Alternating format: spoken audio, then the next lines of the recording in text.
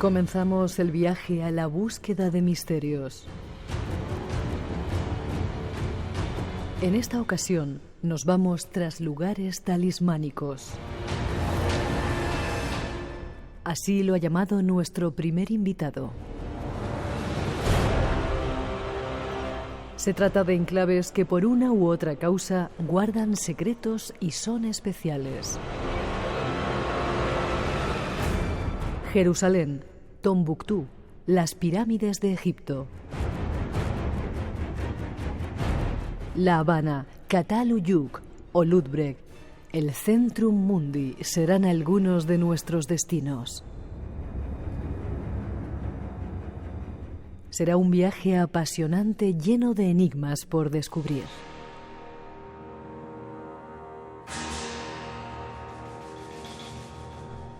Habrá más, la necrofobia o el miedo a la muerte. Un repaso por antiguos cultos y creencias con la muerte como protagonista. Estas son las intenciones de esta noche. Y deseando que lo disfrutes, comenzamos ya.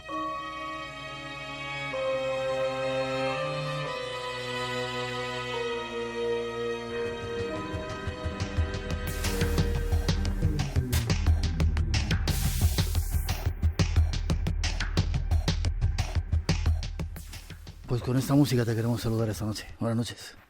Muchas gracias, don Miguel. Don Jesús Callejo, ¿cómo está usted? Fenomenal, muy bien, encantado de estar aquí. Un miembro de la familia del Espacio en Blanco, más encantados estamos nosotros. ¿Cuándo has cumplido años? No vamos a decir la edad. No, la podemos decir. No la vamos a decir. He cumplido hace muy poquito, el 15 de enero. Soy 15 de un enero. capricorniano. Pues felicidades. Abogado, se dejó el ministerio. Qué curioso eso, que no sé por dónde lo he leído. Sí. Dejaste el ministerio, o las labores del ministerio, por el misterio. Cambié 2 letras por misterio. Sí, lo cual está muy bien porque hemos salido ganando un montón nosotros. Bueno, sigo siendo funcionario, en este caso en excedencia, pero bueno, tengo la puerta abierta, pero de momento como que no me apetece volver a la administración y sigo disfrutando de la investigación y de la difusión de todos estos temas. Misteriosamente. Eres director de La Escóbula de la Brújula, un programa que anda por ahí también. Escribes un montón de libros y el último, Territorios Talismán, los guardianes invisibles de ciudades, lugares y objetos. ¿Y la foto de dónde es? De Tailandia. ¿Sí? ¿Sí? Sí, No, parece Camboya, sí, parece pero Camboya. es un templo budista de Tailandia. Podría haber sido de Camboya, pero vamos, no tiene nada que ver con otro de los enclaves que sí mencioné en una entrevista que ya me hiciste anteriormente y que tenía que ver con mi anterior libro, que era el de los grandes enigmas de la arqueología. Angkor Wat también se podía haber incluido en esta obra, pero bueno, como había que hacer una reducción de temas y sobre todo de lugares, pues elegí aquellos que yo personalmente he visitado, la gran mayoría, y aquellos que pienso que tienen ese carácter de ciudad talismán. Ahora me lo vas a contar en la primera parte, que es eso de ciudad talismán, pero ¿dónde sacas tanto tiempo? Te lo he preguntado otras veces. Sí. ¿Te da tiempo a hacer eso? Programas de radio, estar en montones de programas de televisión, en cualquier sitio cadena andas por ahí haciendo cosas y luego escribir libros. Bueno, es ¿Por una no cuestión... te vas de copas o...? Sí, también, bueno, hombre, tomarse unas cañas con los amigos, para mí eso es sagrado, ¿no? Y sobre todo también estar con la familia. Hay tiempo para todo, es una cuestión de organizarse, es una cuestión de saber que el día tiene 24 horas. Yo soy muy nocturno, por la noche me cunde muchísimo el trabajo, porque también estás en la soledad, en el silencio, y luego por el día pues hay que hacer las cosas que hay que hacer, es decir, hay que hacer un programa de radio, hay que hacer un viaje, o dar una charla, o quedar con los amigos. Si te distribuyes bien, y sobre todo si no ves mucha televisión, te aseguro que el tiempo te cunde. Hay tiempo para todo. Tenemos una comida pendiente, ¿vale? Hombre, claro que sí. Este es nuestro invitado, Jesús Callejo, 900-137-137, por si queréis preguntarle. Y nos vamos por el mundo a descubrir algunos territorios que él llama talismán. Veremos por talismán. Hay ciudades que tienen... ¿Por qué ese título, verdad? Sí. Territorios talismán. Bueno, mira, me llamaba la atención porque yo creo que engloba muy bien lo que yo pretendía, ¿no? Este es el clásico libro que me hubiera gustado comprar si lo hubiera encontrado, pero No lo había, ¿verdad? no lo había. Sí que he encontrado capítulos en algún que otro libro donde se hablaba de estas temáticas, sobre todo en libros de Graham Hancock o de Robert Bauval, que sí mencionan a veces este tipo de ciudades talismánicas, pero desde un punto de vista masónico. Entonces yo lo que quería era abarcar muchos más aspectos, sobre todo desde el pasado. Luego con el cristianismo es verdad que hay ciertos lugares que se le da una importancia espiritual, pero muchos ya tenían como ese tótem, ese carisma desde épocas paganas, ¿no? ¿Y por qué? Entonces, bueno, pues porque se consideraban protegidas no tanto por defensas objetivas, por murallas o por estar situados en enclaves geográficos, sino porque sus dioses pensaban que estaban protegiendo ese lugar. ¿De qué? De invasiones, de epidemias o de cualquier calamidad o catástrofe que pudiera diezmar la población. Ellos sabían que había que mantener un ejército para defenderse del enemigo visible, pero había que tener talismanes para defenderse de enemigos invisibles que tú no controlabas. Entonces, bueno, pues me di cuenta de que sí que había ciudades que tenían un denominador común. Muchas de ellas se las llamaban el ombligo del mundo. Es curioso que me he encontrado, y tú también, Miguel, lo sabes, que muchas de las denominaciones que tienen algunas ciudades, si vas a la parte etimológica, se definen así, como el ombligo del mundo. Por ejemplo, la isla de Pascua, uno de los nombres aborígenes que tiene, es el ombligo del mundo.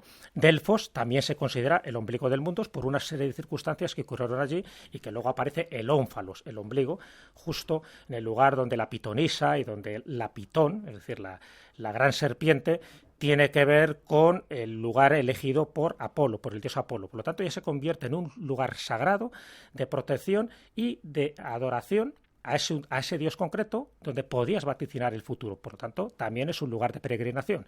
Lo mismo me encuentro en Jerusalén, lo mismo me encuentro... Hay muchos ombligos del mundo, ¿no? Claro, sí, pero no tantos, demasiados, por lo menos que se identifiquen como tal. O sea, yo sí que he identificado que Jerusalén y la Meca serían como lugares... Cuando hablamos de ombligos del mundo, quiere decir que ellos se consideran esos elegidos de los dioses como lugar protegido, o sea, además de elegidos, son protegidos, y que es una sismundi, es decir, son lugares que hay una conexión entre la tierra y el cielo. Y esa conexión es mucho más proclive para la meditación, para la trascendencia o para construir santuarios donde tú puedas adorar a ese Dios que en parte es el que ha promovido que ese lugar se convierta en sagrado. Ese es un lugar propicio para la peregrinación. Entonces, si metes como una especie de escalera al cielo, como un ónfalos y como lugar de peregrinación, ya tienes unos cuantos que son muy conocidos. Antiguamente, por ejemplo, Constantinopla, y actualmente tenemos 3 de especial importancia, que es Roma, Jerusalén, Santiago de Compostela. No olvidemos que también nuestro Santiago de Compostela obedece a las mismas causas en su origen, de una aparición, de un lugar donde aparecen unos huesos santos y donde desde ese momento hay prodigios. Bueno, pues eso es lo que se hacía, por ejemplo, antiguamente con Troya. Cuando Troya todavía estaba en su esplendor antes de la guerra de Troya, pues tenían su Palladium. El Palladium era una estatua dedicada a la diosa Atenea, a Palas Atenea, de ahí lo de Palladium, que era su tótem, su elemento protector, y pensaba que cuando ese Palladium no estuviera, era como un poco como el Arca de la Alianza, pues ya no tenías el poder, no tenías el privilegio de tu Dios. Bueno, pues esos elementos los fui encontrando y vi que en muchas ciudades ya había desaparecido esa situación y en otros se mantienen activos. Y los que se mantienen activos son, curiosamente, los lugares que se definen como lugares talismánicos, porque sigue habiendo protecciones, algunas pasan desapercibidas, que están dando una sensación o un efecto apotropaico. No te asustes por la palabra. Me asusto. No te asustes porque el efecto apotropaico es el efecto de defensa que necesita un territorio determinado, que puede ser un poblado, o sea, no hace falta que sea una gran ciudad, un territorio determinado para evitar la influencia de malos espíritus, de epidemias como la peste, que eso fue desolador durante épocas pasadas, o sencillamente de contrarrestar el poder que tienen los dioses de los que te intentan invadir para que, al conjurarlos con las defensas y los talismanes que has colocado en el perímetro de esa ciudad, no te puedan invadir o no entren. Eso lo sabían muy bien los romanos, que cada vez que iban a conquistar a una ciudad, además del poderío militar, provocaban lo que ellos llaman la evocatio, es decir, invocar a los dioses enemigos para sobornarles y decirles, venid con nosotros, no hagáis caso a ese pueblo que van a ser derrotados en cualquier momento, porque nosotros os vamos a construir mejores templos, os vamos a agasajar mucho mejor que estos que tenéis ahora. Entonces, esto que parece como una tontería o mera superstición, en aquellos momentos la guerra física y la guerra psicológica y la guerra espiritual era fundamental.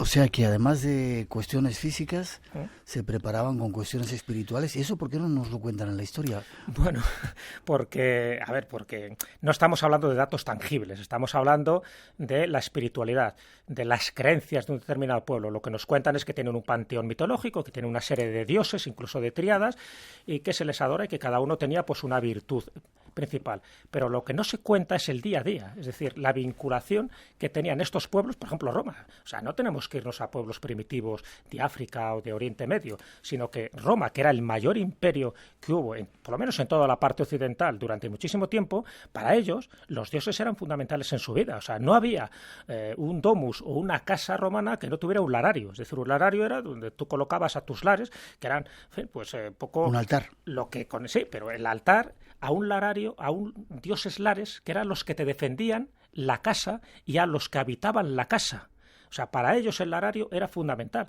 Pero es que había lararios viales. Si tú ibas a una encrucijada, también tenías un altar, que luego se convierten también en altares o lugares dedicados a Hermes o, por ejemplo, a Mercurio, que son dioses que protegen a los comerciantes, a los viajeros en general, y que luego, con el tiempo, se convierten en ermitas cristianas, dedicadas muchas de ellas a San Julián, o sea, para que veas cómo va derivando. Bueno, el origen de los lararios es que estos dioses lares, que son dioses menores, no estamos hablando de Júpiter ni de Minerva ni de nada parecido, estos dioses lares son los que te protegen. Y si no tienes un larario, es que eres muy tonto, porque entonces te van a entrar todo tipo, claro, te entran todo tipo de calamidades, o sea, que tú entraras a un domus y no tuvieras el larario justo en el atrio, dice, algo está pasando. Pero es que no solo adoraban a los lares, adoraban a los penates, adoraban también a los dioses manes, y también tenían mucha precaución de otros dioses que merodeaban por allí, que tenían que ver con el inframundo, que eran las larvas, que eran los lemures. Entonces, todo esto dentro de un receptáculo pequeño, que podía ser un hogar o una pequeña aldea. A nivel general, a nivel de ciudad, la ciudad se protegía. O sea, ¿tú te crees que Roma, además de sus legiones, no tenía también estas protecciones espirituales? Las tenían sin ningún tipo de duda. Incluso con dioses específicamente destinados para ello. Dioses que no se podían decir su nombre, porque pasaba lo mismo que con Roma. Tú Roma podías decirla, pero no nunca su nombre secreto. El nombre secreto se preservaba, porque conocer el nombre secreto de una ciudad, de un territorio, de una persona, tienes poder contra eso. Y entonces siempre se especuló cuál podía haber sido el nombre secreto de Roma. Hubo un insensato en el siglo II que dijo el nombre secreto o pretendió decir el nombre secreto. Bueno, pues la justiciaron inmediatamente por bocazas. O sea, no se puede decir nunca el nombre secreto. Hoy por hoy podemos saber cuál era. Por ejemplo, en las ruinas de Pompeya se ha encontrado un cuadrado mágico que se llama, pero con letras, y en ese cuadrado mágico al final las letras dicen amor. O sea, Roma al revés es amor. O sea, podría ser. Pero había una diosa que era la diosa Angerona, que era una diosa que con un dedo marcaba un sigilo en la boca, como diciendo, los secretos que aquí se guardan no se pueden transmitir bajo pena de muerte. Bueno, pues uno de los secretos era la forma de defender una gran ciudad, una gran urbe, un gran imperio. ¿Cuánto sabe este hombre? Se lo estoy diciendo a nuestro segundo invitado que tenemos aquí. Brevemente, ¿existe un ángel custodio en Zaragoza, Valencia y Barcelona y nos vamos a viajar por el mundo? Sí, brevemente sí, pero brevemente era porque en su momento tuvieron más importancia que tienen ahora. Ahora quedan estatuas, en algunos casos quedan puentes, como el puente del ángel custodio en Valencia, quedan puertas, como la puerta del Santo Ángel, puede ser en Barcelona, y quedan testimonios. Uno de los más importantes, y luego si quieres te lo detallo, sería en Córdoba. En Córdoba los famosos triunfos de San Rafael tienen que ver exactamente con una aparición, con varias en concreto, pero sobre todo con una aparición en el siglo XVI, donde había una epidemia de peste, y justo esas estatuas se construyen por mandato directo del arcángel San Rafael. No entramos en la credibilidad o no de estas apariciones, y dijo que desde el momento que hubiera una de estas estatuas, y ahora hay más de 13, desde el momento que hubiera una estatua de San Rafael en Córdoba, nunca más habría una epidemia de peste, y efectivamente desde aquel momento nunca ha habido peste. Lo creas o no lo creas, esto es lo que yo te digo, que es una estatua apotropaica, es un territorio talismán, porque está protegido no contra cualquier cosa, pero sí en concreto contra la peste, porque así se dictaminó en esa aparición, y así queda recogido en uno de los pedestales de uno de los llamados triunfos de San Rafael. ¿Tienes en tu casa algún lar de esos que te Yo proteja? tengo talismanes a punta pala, vale. Pero la protección no solo te lo da el talismán, sino en el poder que tú quieres que esos talismanes ejerzan. 2:25, 1:25 en las Islas Canarias. Nos vamos de viaje un poquito más lejos a encontrar algunos de estos lugares talismánicos y ya veréis qué curioso. Espacio en Blanco, en Radio Nacional, con Miguel Blanco. Guardiana o el guardián de las grandes pirámides de Giza. Sería uno de los guardianes, no sería el único. Es verdad que es el más llamativo, el más imponente, el más colosal, el que siempre generó espanto, terror, ahí lo de Abu-Hol, ¿no? El padre del terror. Pero también uno de los significados que tiene esa esfinge es el protector. ¿El protector de qué? De toda esa zona. Fíjate que hay como toda una historia oficial de la esfinge y toda una historia extraoficial o más secreta, ¿no?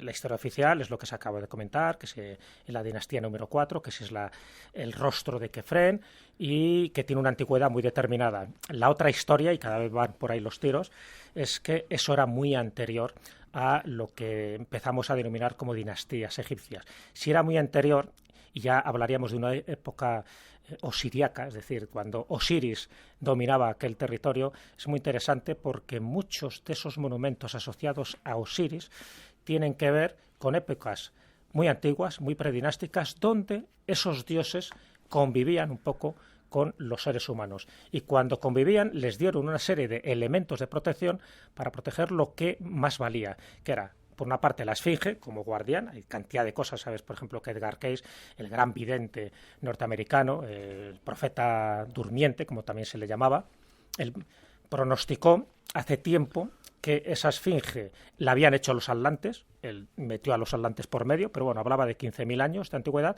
y dijo que debajo de una de las patas de la esfinge algún día se va a encontrar lo que es la sala de los archivos, es decir, la gran biblioteca donde quedaría registrado el por qué se hizo y con qué finalidad. Entonces, bueno, si por una parte la esfinge está cumpliendo una labor que todavía desconocemos porque nos falta material y documentación para saber cuándo se construyó, por qué y cuál realmente es la función específica que está cumpliendo en ese lugar concreto, porque la orientación ya sabes que es clave. Lo que nos cuentan, por ejemplo, los cronistas árabes es fundamental. Los cronistas árabes, cuando llegan allí a Egipto, empiezan a decir que las 3 pirámides principales tienen guardianes exteriores y guardianes interiores, cada uno de forma distinta. Si hacemos caso al Makrisi, por ejemplo, el Makrisi es uno de los grandes cronistas árabes del siglo XIV, aunque lo recogen muchísimo más gente, te dicen que alrededor hay una serie de afrit o efrit, que sabes que son una especie de jinns, pero malévolos, que están protegiendo a esas entidades, pero protegiéndolas porque se hizo un conjuro in illo tempore, es decir, más allá del tiempo conocido. Y esos siguen protegiendo para que no se acceda a determinados lugares concretos. Si por casualidad alguien accede a alguna de las cámaras secretas, que se sabe que todavía contienen las pirámides, entonces hay otros guardianes interiores. Al-Makrisi, por ejemplo, cuando habla de la pirámide oriental, que es la que correspondería a Keops, te dice que hay una estatua de basalto negro sentada con una jabalina, que aquel que se acerque a esa estancia y que no tenga las protecciones adecuadas, con su voz le va a matar. Es decir, el sonido es un sonido mortal. Cuando te habla de la pirámide occidental, que sería la de Kefren, te habla de otro dios en escultura con una especie de víbora en la cabeza que rápidamente saltaría hacia el intruso que quiera profanar ese espacio sagrado. Y si entramos en la pirámide pintada, que sería la de Micerinos, pues habría otro elemento protector, también en estatua, pero la estatua sería como un poco la carcasa que albergaría este espíritu inmortal. Y entonces te paralizaría de una forma muy curiosa. O sea, ya ni siquiera te paraliza o te mata con la voz o con una jabalina o con una víbora, sino que te atraería hasta esa estatua, te pegaría de tal forma que tú no podrías despegarte y al final acabarías muerto por inanición. Bueno, nunca vamos a comprobar si esto es verdad o mentira, pero qué curioso que varios cronistas árabes, recogiendo los testimonios que a su vez oyeron, dijeran que estos guardianes siguen ahí preservando el secreto. La esfinge, por una parte, y luego estos afrit, estos espíritus que van recorriendo en su momento y en su lugar las pirámides para que nadie acceda a sus secretos antes de tiempo, o si alguien accede, que tenga las precauciones espirituales necesarias.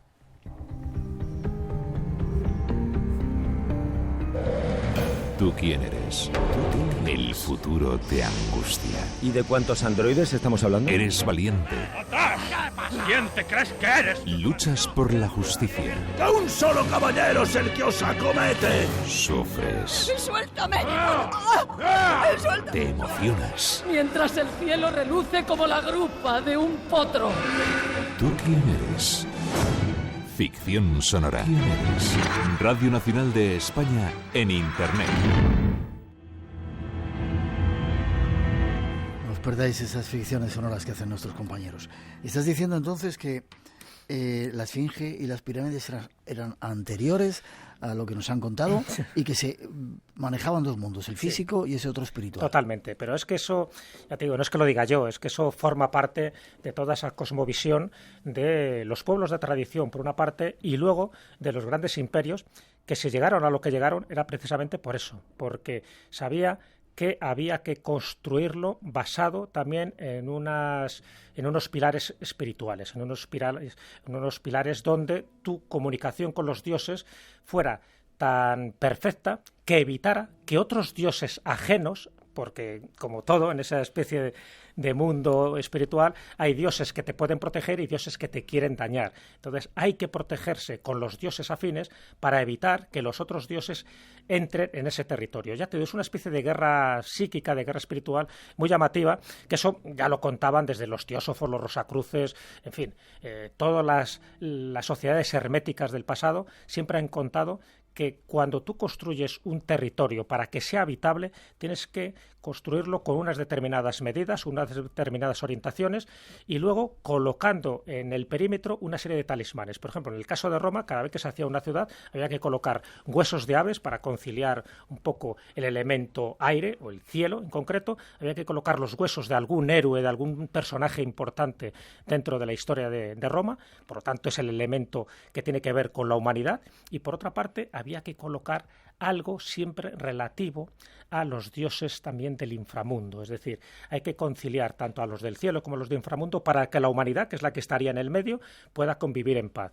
Entonces, el desconocer eso es un poco desconocer el por qué se hacían este tipo de protecciones mágicas, por qué se colocan a día de hoy, yo que sé, estatuas del corazón de Jesús. Eso que parece que es un elemento solo católico, en el fondo no se entronca con lo mismo. Son elementos de protección, en este caso representados materialmente por una estatua, pero siempre con la idea de que te están defendiendo un territorio que no solo lo vas a defender con murallas muy altas, sino sencillamente con tus chamanes, con tus magos, con tus sacerdotes y con todo tipo de, bueno, pues eso, de amuletos o de libros sagrados que había que colocar también. De ahí un poco la importancia del Picatris, que es uno de los grandes grimorios, donde te dice precisamente cómo se tienen que construir las ciudades talismánicas. Dos más quiero ver antes de que pasemos a otro continente. La Meca también tiene sus... Claro, a ver, la Meca ya era sagrada antes de que llegara Mahoma. Mahoma nace en la Meca, pero la Meca luego se convierte en la ciudad santa más importante de todo el Islam.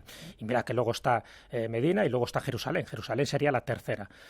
Hay un hadith, es decir, uno de los dichos del profeta, pero que no forma parte del Corán, que dice que una plegaria en Jerusalén equivale a 10.000 plegarias, una plegaria en Medina equivale a 10.000 y una plegaria en la Meca equivale a 100.000 plegarias, es decir, te lo multiplica de una forma exponencial. ¿Por qué? Porque allí consideran que también hay otro Asis Mundi. ¿Cuál es lo que conecta el cielo con la tierra en la Meca? La Kaaba. Pero la Kaaba es el cubo, es el santuario. Lo que se guarda en la Kaaba es un betilo, es decir, es un meteorito. Fíjate, un elemento que cae del cielo a la tierra y que justo se considera que es una señal de los dioses señalando ese sitio. Entonces, bueno, pues la tradición dice que cayó en la época de Adán, otros dicen que fue, y eso lo dice el Corán, en la época de Abraham, con su hijo Ismael, que luego para los judíos sería Isaac, y él sería Abraham el primero que construye el santuario. Cuando llega Mahoma, toda esa religión se había adulterado, había una idolatría, y lo que hace Mahoma es volver otra vez al monoteísmo, pero considerando que la piedra era el talismán, era el lugar sagrado, el betilo, donde había que construir ese enclave, es decir, lo que luego se convierte en la Meca dentro de Arabia Saudí y lugar de peregrinación, donde cada año pues más de 30 millones de musulmanes van allí para adorar, no a la piedra, que eso es muy importante, para adorar a Alá, porque saben que la piedra es un poco el testimonio de la divinidad que cayó del cielo para señalar en concreto que ese sitio era sagrado. Seguimos en África, Tombuctú. ¿Qué tiene Tombuctú? Tombuctú, en Mali. Tiene lo que yo encontré en su momento cuando viajé, antes de que, en fin, se pusiera las cosas más difíciles, ¿no? Con estas guerrillas y con este fanatismo, invocando también a Alá, en este caso, pues para hacer todo tipo de tropelías. Bueno, pues en Tombuctú, la leyenda que me contaron es que había 333 tumbas en sitios estratégicos de Tombuctú, precisamente para protegerla de cualquier incidencia, lo cual no se ha cumplido visto lo visto. Lo que hicieron en su momento es que estos santones, es decir, son personas santas dentro del Islam, o bien profetas, o bien porque tuvieron una vida totalmente primorosa, se les construye un morabito, que se llama. El morabito es como una especie de ermita dentro del mundo del Islam, y el que va al morabito donde está enterrado este santón, tú consigues la baraka, es decir, consigues la gracia divina, consigues impregnarte de ese poder que para un católico, por ejemplo, es si estás rezando ante la tumba del apóstol Santiago o ante la momia de San Benedicta. Es decir, es la sensación de que estás en un lugar sagrado y que hay un objeto que de alguna forma te da esa sacralidad. Bueno, pues esto es lo que se consigue en Tombuctú. Las 333 tumbas de santones, algunas de ellas destruidas deliberadamente, porque en el momento que tú destruyes una de estas tumbas estás destruyendo un símbolo, estás destruyendo también ese elemento de conexión con lo más sagrado que tiene esa localidad. Por eso Tombuctú en su momento fue un lugar de esplendor, por eso Tombuctú al día de hoy es un lugar que vive solo de aquel viejo esplendor, pero de lo que sí todavía se mantiene es de esa sensación que siguen protegidos por esos 33 santones que dicen que, de lo contrario, la destrucción hubiera sido muchísimo mayor. 2:38, 1:38 en las Islas Canarias. Seguimos viaje, nos vamos a América.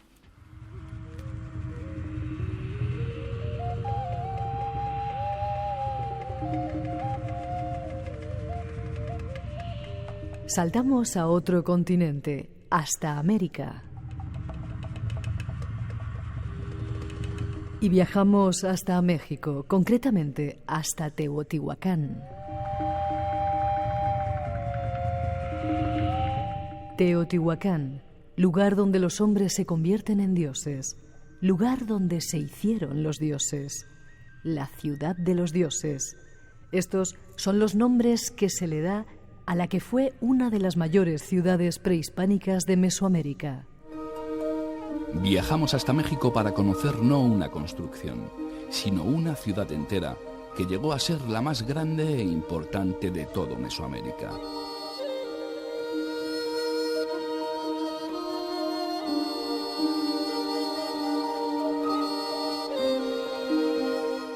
A tan solo 45 kilómetros al noroeste de la Ciudad de México, el llamado DF, se encuentra Teotihuacán, una ciudad llena de misterios y en la que aún sigue siendo un enigma la razón por la que sus habitantes la abandonaron para siempre.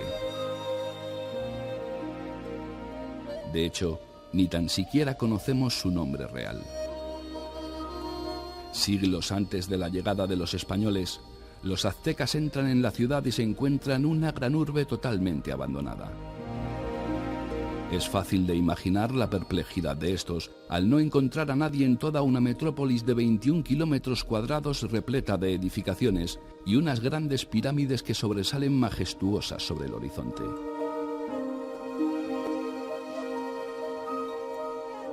Tanto es así que los aztecas deciden que sin lugar a dudas esta es la ciudad donde nacieron los dioses. La llamarán Teotihuacán.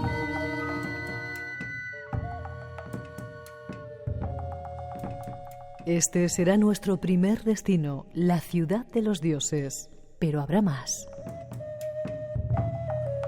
Ahí estaba esa introducción con la voz de nuestro compañero Jorge Iglesias de La Noche en Vela, programa que os recomendamos Hemos estado también en Teotihuacán, ¿verdad? ¿Teotihuacán o Teotihuacán? Hay gente que lo dice de diferente forma. Yo lo digo con el acento que es Teotihuacán, pero bueno, no sé cómo se diría mejor en nahual, que sería luego. Allí a mí me han dicho Teotihuacán. Sí, puede ser, no lo sé. ¿Qué talismán tiene esa ciudad de los dioses? Bueno, es que era la gran ciudad. Claro, en aquella época posiblemente estamos hablando, dicen algunas crónicas, de 200.000 habitantes. Eso es una auténtica burrada. No había ciudad europea en esas épocas. Hombre, en esas épocas estamos hablando de antes de Cristo. Sabes que en cuestiones de dataciones y cronologías nadie se pone de acuerdo, ¿no? Algunos hablan del siglo IV, otros hablan del 1400 antes de Cristo. Incluso Zecharia Sitchin, si utilizáramos sus teorías, iría mucho más allá. Pero bueno, en todo caso estaríamos hablando de una ciudad muy antigua, anterior, ya te digo, a la época de Cristo, por lo tanto precolombina, y que albergaba una urbe tremenda, es decir, con una infraestructura muy sofisticada, con un diseño perfecto hecho a medida de los dioses, y cuando me refiero a medida de los dioses, sabes que entonces lo que se hacía era reflejar en la tierra lo que tú veías en el cielo, por ejemplo, la distribución de una constelación. Pero el asunto de Teotihuacán es mucho más interesante, porque además de las 3 pirámides principales que hay, la pirámide del Sol, la pirámide de la Luna y la pirámide de Quetzalcóatl, la serpiente emplumada, aunque ese es un nombre que se da posteriormente, porque fueron muchos los pueblos que iban llegando y cada uno le iba añadiendo un determinado elemento, hay luego lo que se llama la Avenida de los Muertos. Bueno, la Avenida de los Muertos, tal como está situada, además se considera que tiene una longitud más o menos de más de un kilómetro y medio. Y además, si me permites, va a ser serpenteando cuando vas por ella, ¿verdad? Claro, exactamente. Y está hecho adrede. Además, incluso hay un río que pasa por debajo, que es el río San Juan, que se desvió intencionalmente para que marcara esa diferencia dentro de la Avenida de los Muertos, que marcara la diferencia entre lo que es el mundo y lo que es el inframundo. Es decir, lo que es la parte visible y la parte invisible. Y se hizo adrede, vamos, con una ingeniería tremebunda en aquella época, incluso suponiendo que sea del siglo V antes de Cristo, a ver qué métodos había para desviar un río, canalizarlo y colocarlo en la situación estratégica que ellos querían, estratégica. Y por eso decían que esa Avenida de los Muertos, como se la han llamado, realmente lo que está representando es la Vía Láctea, y que cada una de las pirámides está representando uno de los elementos cósmicos que intentaban reseñar, porque de allí, según ellos, es donde procedían sus dioses. Entonces, claro, si eso lo sumamos, por ejemplo, que se ha encontrado mica en uno de los templos, ¿no? Incluso lo llaman el templo de la mica, pero también, por ejemplo, en el templo de la Luna se ha encontrado mica. La mica, esa mica que se ha encontrado, es su origen, su localización es de Brasil, es decir, estamos hablando de 3.500 kilómetros de distancia. ¿Qué me dices? ¿Qué haces para ir hasta allá y traer una mica que no sabemos muy bien para qué podía servir, porque bueno, tiene mucho que ver también con sistemas eléctricos o para preservar, por ejemplo, pues eso, esa electricidad, que no había electricidad en aquella época, con lo cual dices, no sé qué finalidad podía tener, evidentemente ritual. Y lo mismo que pasaba con algo que se ha descubierto hace muy poco, que es el loberro. Es decir, que hicieron un cruce entre el lobo y el perro para crear un animal exclusivamente no por cuestiones cinegéticas, que a lo mejor también, sino también por cuestiones rituales. Un cruce de animales para crear ese loberro, que dices, ¿qué intencionalidad tenían vamos a llamarles los científicos o biólogos del momento? Todos son elementos que distorsionan un poco la historia oficial, y si nos vamos a la crónica de Bernardino de Sahagún, por ejemplo, que es uno de los que más relata lo que pasó en ese Teotihuacán, donde el hombre un poco se hace Dios. Te habla de gigantes, pero te habla de gigantes de una forma literal, no tiene ningún tipo de problema. Los teotihuacanos no se han encontrado todavía, se supone que estarán enterrados en alguna de las cámaras secretas dentro de la pirámide del Sol o de la Luna. Bernardino de Sahagún dice que esos eran los gigantes, los que fueron capaces de construir todas esas grandes moles en una época indeterminada. Nos tendríamos que ir muy atrás. Hablan del segundo sol. Cuando se empieza un poco a crear la raza humana como tal, sería en el quinto sol. Entonces, claro, estaríamos hablando de una época muy antigua, igual que pasa que con Egipto. Con Egipto ya sabes que hay determinadas crónicas, como la Piedra de Palermo, por ejemplo, otros testimonios que te hablan de esas épocas donde los dioses o los gigantes convivían con los seres humanos. Bueno, pues aquí ocurre algo parecido, pero claro, son leyendas, es decir, no tenemos la piedra angular, no tenemos las pruebas definitivas que eso nos lo confirmen. Lo que sí queda claro es que será una urbe importantísima y que el modelo de construcción de Teotihuacán sirvió, por ejemplo, para que los mexicas, los aztecas, posteriormente construyeran Tenochtitlán. Sirvió perfectamente esa orientación en la Tierra de su cosmovisión espacial para darse cuenta de que la mera orientación y la mera estructura y tal como están colocados los distintos edificios y templos ya de por sí era una ciudad talismánica. Es una puerta estelar, tal como lo han definido algunos contactados. Es decir, ahí lo que se ve es menos importante que lo que no se ve. Por eso todavía no se han descubierto los reyes de Teotihuacán. Cuando se descubran, a lo mejor nos encontramos con la sorpresa que ha pasado con el Serapeum, por ejemplo, en Egipto, que son tumbas de gigantes. El problema es que, ¿dónde están los gigantes? Espacio en blanco. Creamos universos sonoros para viajar y soñar hacia el más allá. Con Miguel Blanco. En Radio Nacional de España. Me uno a lo que dicen. Interesantísimo el programa. Saludos para todos ustedes desde Mazatlán, México. Enhorabuena por el programa. Rosario Bahillo en Veracruz y en Aguascalientes, México, nos mandan un abrazo. Dicen que qué invitado tan interesante, que tenemos nuestra casa en Aguascalientes. No lo digas muy alto, que vamos a menudo por ahí. Que vamos. Saludos a todos los oyentes que tenemos fuera de nuestras fronteras y también a todos los que están ahí sintonizados. Vamos a más lugares. Hemos dicho México, pero hay otros muchos más que tú hablas en tu libro. Altagracia, Lourdes del Caribe. ¿Qué es esto? ¿Dónde está Altagracia? Está en la República Dominicana, en Higüey. Es verdad. Sí. Entonces es el lugar más sagrado que ellos tienen. Es verdad que hay que ir adrede, no está en las rutas turísticas. La gente que va a la República Dominicana, pues ya sabes que se queda en las playitas. Claro, por la zona norte, en fin, los hoteles, los resorts.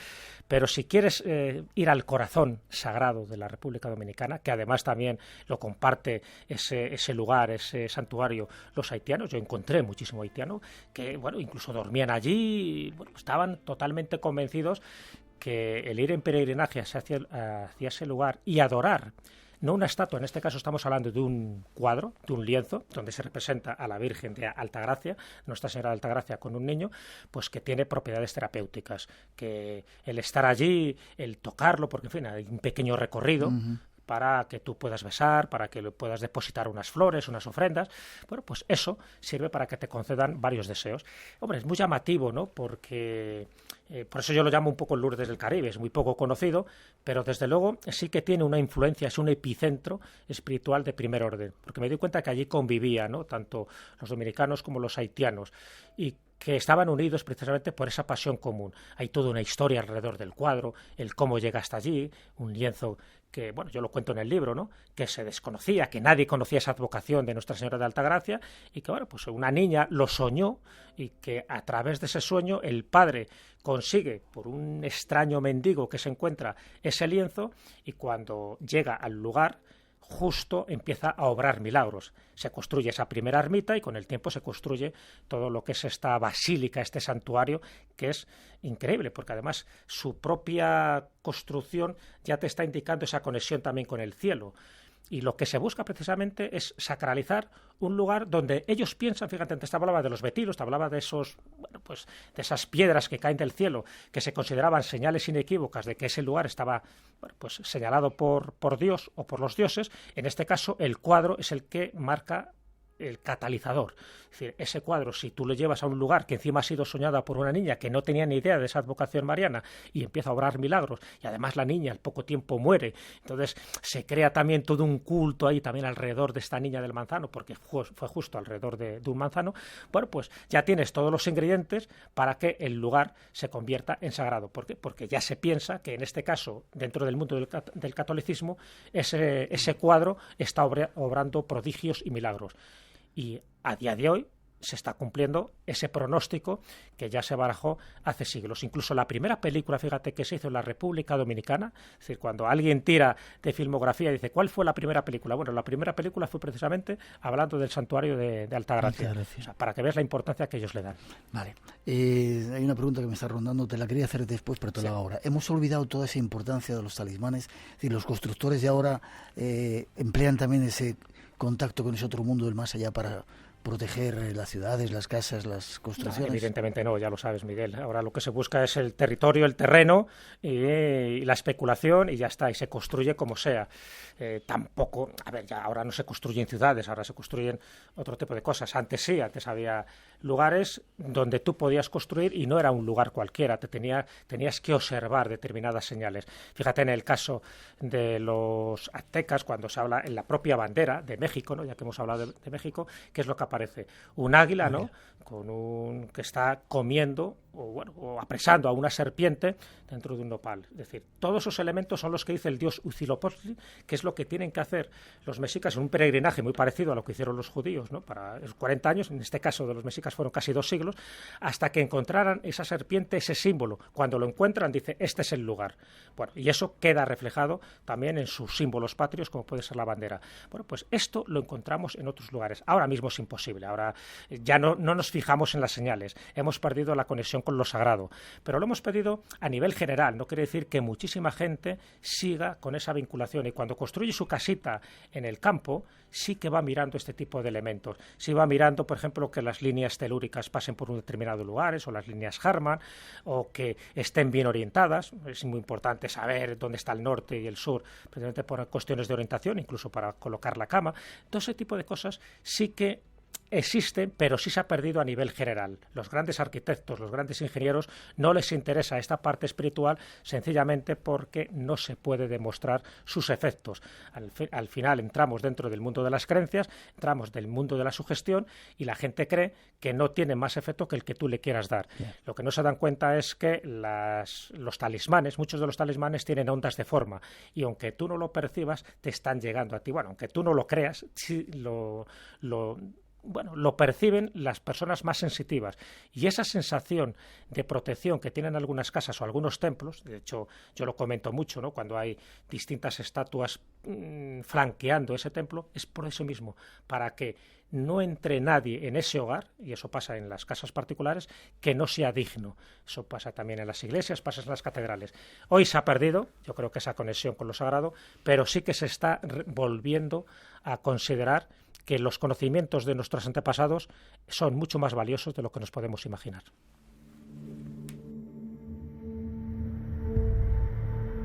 Este año lo veíamos en Indonesia, era curioso porque todas las casas tenían un templo a la entrada. Exacto. Donde hacían ofrendas a los dioses. Vamos a La Habana, otro lugar. ¿Qué tiene La Habana de especial? Bueno, aparte, tan miles de cosas tiene de especial, pero... Tiene muchísimas cosas. ¿Dónde está el talismán de La Habana? Yo con lo que destaco es en el cementerio de Colón, una tumba que es la más visitada y por lo tanto es la que se considera que es una tumba talismán. Tiene que ver, es una tumba relativamente reciente. Todo tiene que ver con una leyenda, bueno, más que una leyenda, porque aquí ya hay datos reales, hay nombres y apellidos, hay muchísimos datos. Pero esto ocurre en 1901 con una mujer, Amelia, que se casa con una persona de más alto linaje, ¿no? Y que le impidieron en un primer momento casarse, aún así fueron adelante con ello, y esta mujer se queda embarazada, tiene una niña, y en el parto de esta niña ella muere. Y la entierran en el panteón familiar del marido, de la familia rica, por decirlo así, ¿no? Bueno, pues ahí queda enterrada en el año 1901, ella tenía 24 añitos nada más, y la costumbre en aquel momento era enterrar al niño que había nacido muerto, con la madre, pero a los pies de la madre, en la misma tumba.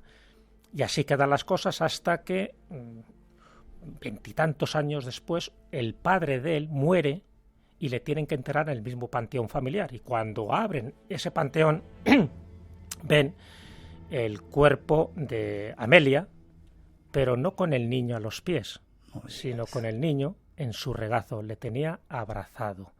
Claro, eso fue un impacto, como te puedes imaginar, tremendo, y desde ese momento se la empezó a llamar la Milagrosa. Entonces, la tumba de la Milagrosa a día de hoy es la única que está llena de flores, que está llena de pequeñas, como esbotos, de agradecimiento, con tablillas de cerámica, donde se está diciendo: gracias, Amelia, por salvarme de tal situación o por ayudarme en tal circunstancia.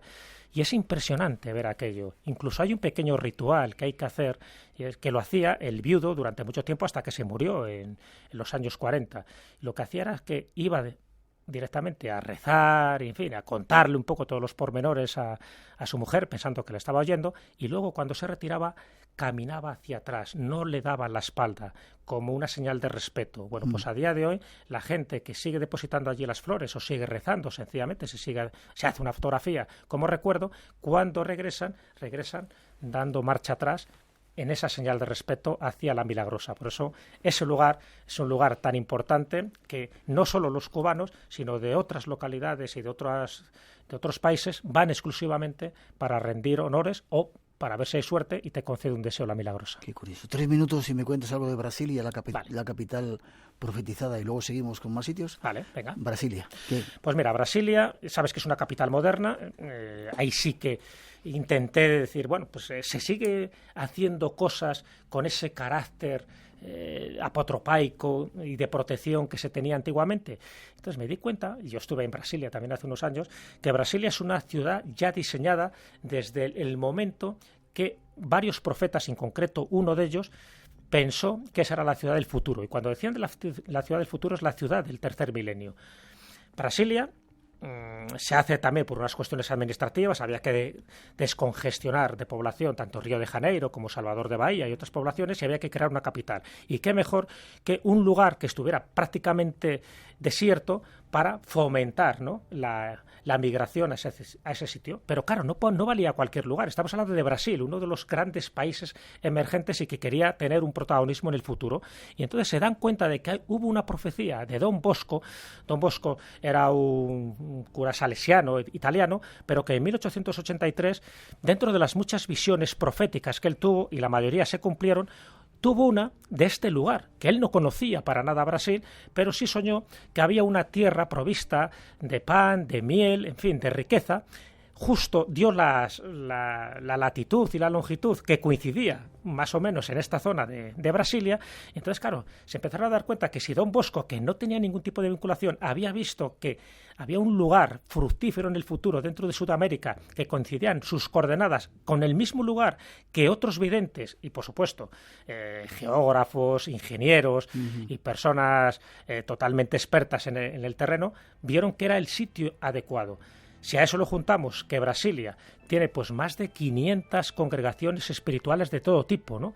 O sea, tanto de espíritas como de religiones o de sectas de lo más variopintas. Es decir, ahí se aglutina todo. Por lo tanto, ahí tienes una puerta, otra vez estelar, de un lugar soñado por alguien y de un sitio que Don Bosco profetizó. Con razón, el santo patrón es San Juan Bosco.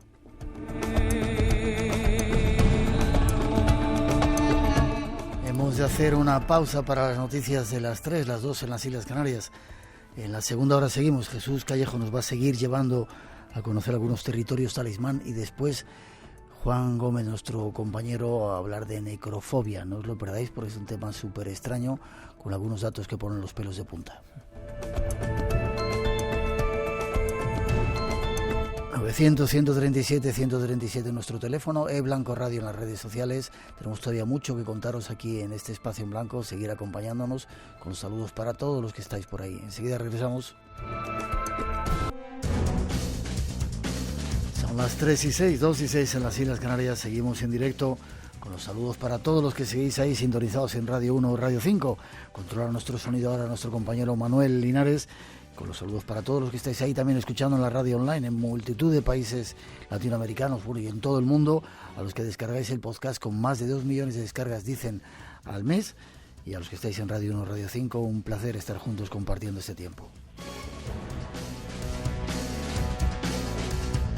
En este segundo tiempo todavía vamos a contaros muchas historias de estos lugares talismánicos y además la necrofobia, ya veréis qué temas más interesantes. Pero antes vamos a descubrir lugares todavía fantásticos detrás de esa introducción.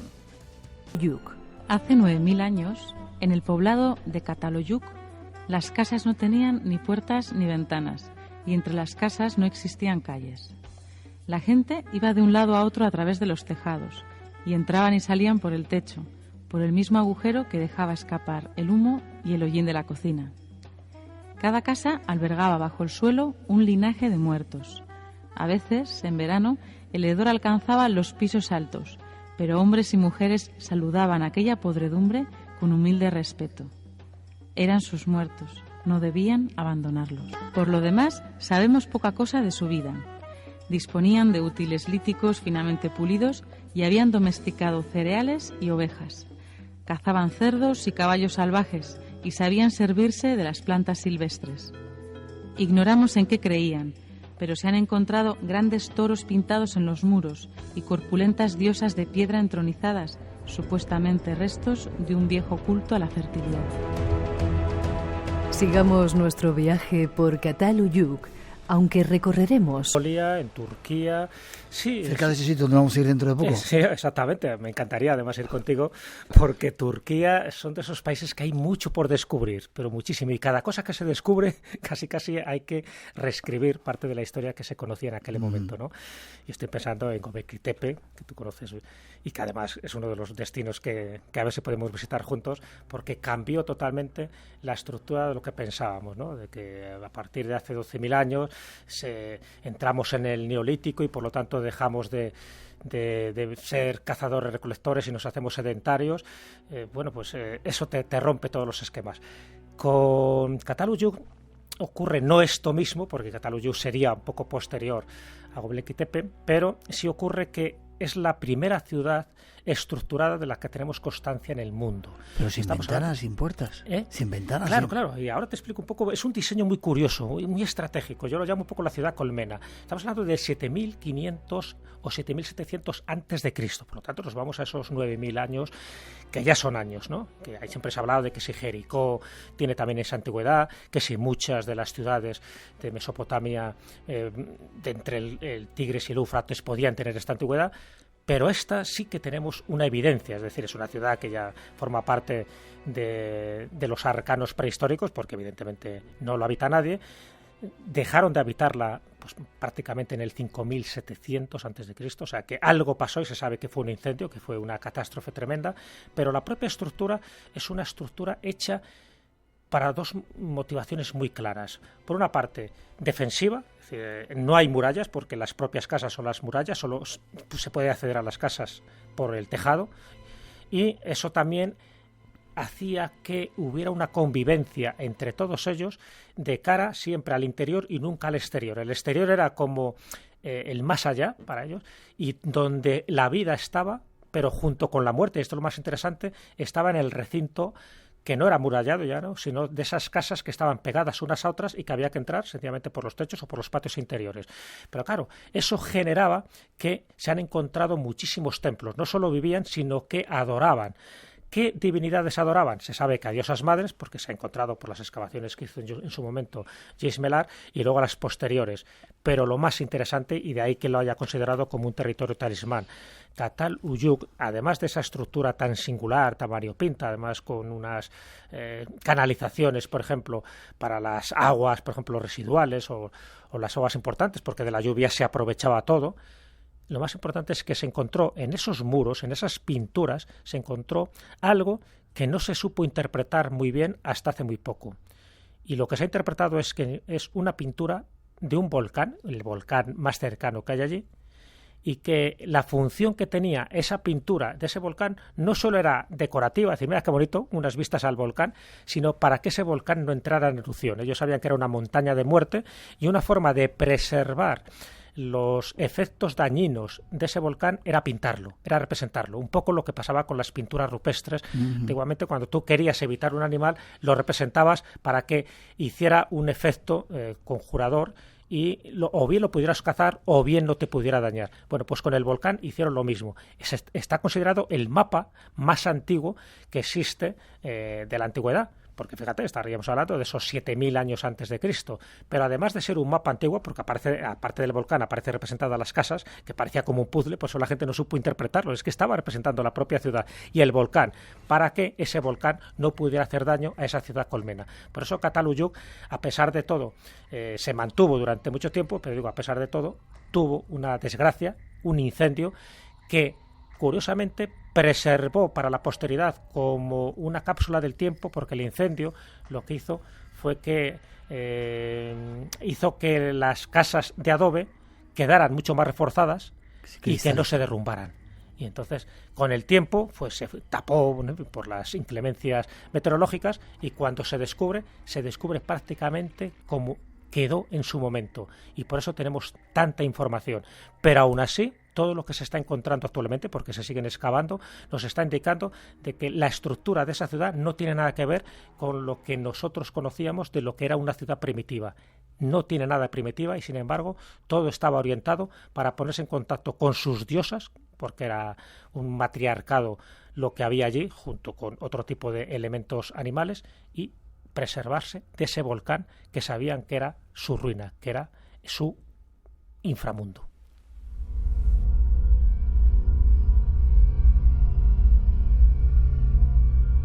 Hay montones de lugares que son muy atractivos en tu libro, pero antes de ir a España, te voy a pedir que me hables brevemente de Lübeck, Viaja al Centrum Mundi. ¿Dónde está este lugar y qué es este lugar? En breve, Croacia. si puedes. Sí, nada, muy rápido. Croacia. Sí, estamos hablando del noroeste de Croacia, es un lugar muy poco conocido, la gente no suele ir a ver aquello, pero ellos mismos se consideran el centro del mundo, con lo cual dije, qué bien, ya tenemos un indicativo de que a lo mejor aquí estamos en otro de esos centros sagrados desde la antigüedad. Lo que me encuentro es que todo está alrededor de una santa local de ellas, que se llame Ludbreg, que es Luberca, y esta santa, que nace un 1 de abril del año 1141, pues conjura al demonio de una forma muy singular. Esta es la leyenda, ¿eh?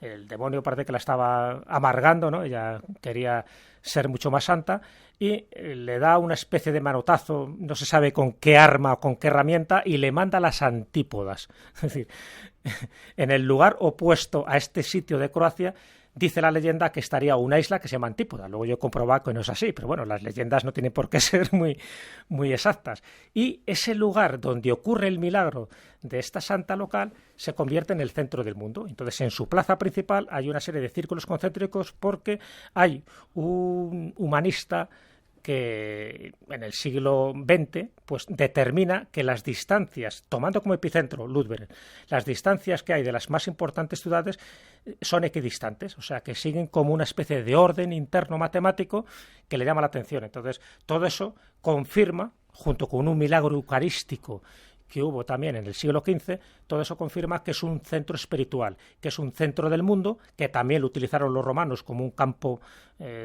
principal, ¿no?, de habituallamiento, y que todo indicaba que ese sitio totalmente perdido en Croacia estaba indicando no que fuera tanto un centro del mundo, que en la otra parte estuvieran las antípodas, ya digo, pero sí que ocurren ciertos milagros, hasta el punto de que incluso ese milagro eucarístico que te acabo de comentar, lo que hace es que la sangre, el clásico proceso de milagro eucarístico, el cura descreído que no cree que lo que está haciendo la Eucaristía sea esa transformación de las sustancias, ¿no?, tanto en vino, el vino en sangre, como lo que sería la hostia en la carne, y se convierte en sangre. Y esa ampolla dice que luego sirvió para que en el siglo XVIII se eliminara una peste. Entonces, si vas metiendo distintos elementos, esta gente de Croacia está totalmente orgullosa de que ese lugar es el centro del mundo y que sirve de peregrinaje para muchos católicos que allí están encontrando también, un poco lo que pasaba con el Santuario de Altagracia en la República Dominicana, que allí está encontrando su salvación, su transformación o el contacto con lo sagrado y con lo divino. En parte lo que ocurre en otros lugares de tendencia católica y cristiana. Bueno, pues Lübeck es poco conocido, pero ya te digo, un lugar impresionante para visitar. Hay un montón más de ellos en el libro. Os recomiendo que lo leáis. 13 y 17, 2 y 17 de las Islas Canarias. Nos vamos a España a ver si puede ser un poquito más sintético breve, ¿no? Sí. Y nos cuentas montones de cosas que quiero que nos cuentes tras esa introducción. Espacio en Blanco. Tu cita con lo desconocido. En Radio Nacional. Con Miguel Blanco. La imagen del corazón de Jesús, que resulta ser la segunda más alta del mundo, después de la de Río de Janeiro, está concebida como un faro que se levanta verticalmente sobre el horizontal paisaje castellano. Según la tradición, es el lugar donde en el siglo VI se refugió Santo Toribio huyendo de las iras de sus conciudadanos, que no admitían su predicación contra la herejía priscilianista de la que eran adeptos. ¿Protege el Cristo de Otero a la ciudad de Palencia? ¿Hay más lugares así en España? Nos responde nuestro invitado. Te cuento un secreto. He elegido esta introducción de los muchos lugares que tú hablas en el libro, porque a mí me llamaba, venía de viaje de América, iba a Tarigo de Cerrato, el pueblo de mi madre, en Venta de Baños, allá al lado, pasaba por Palencia, veía esa estatua y yo me quedaba alucinado. Decía, ¿qué será esto? El Cristo del Otero, por eso lo hemos elegido. Sí. Es un talismán también para la ciudad de Palencia. Y totalmente. Está bendiciendo. Si te das cuenta la postura que tiene el Cristo del Otero, está con las manos así frontales, bendiciendo. Pero, y fíjate, muy rápido, porque serviría un poco para el resto de Cristos muy similares, no solo que hay en España, sino en el resto del mundo, católico, porque estamos hablando de estatuas que representan al Sagrado Corazón de Jesús, como así se le denomina también al Cristo del Otero, una estatua de 1931, pero que incluso hay una leyenda muy anterior en Palencia, donde se habla que la hija de Alfonso VIII, que era Berenguela, en el siglo XII ya puso otra estatua similar, no en ese cerro, sino en un cerro distinto y cercano allí, que luego se destruyó con el tiempo porque decía que estaba hecha de oro y bueno, pues ya sabes la rapiña lo ocurrió. Siempre quedó el recuerdo de que Palencia, la Palencia de los romanos, siempre estaba protegida por una estatua de estas características, igual que también decían de Cádiz. Entonces, ¿qué ocurre? Hay muchas apariciones de Cristo diciendo que Él es el Sagrado Corazón de Jesús y que aquellos que tengan su imagen, su efigie o su estatua estará protegiendo a esa localidad.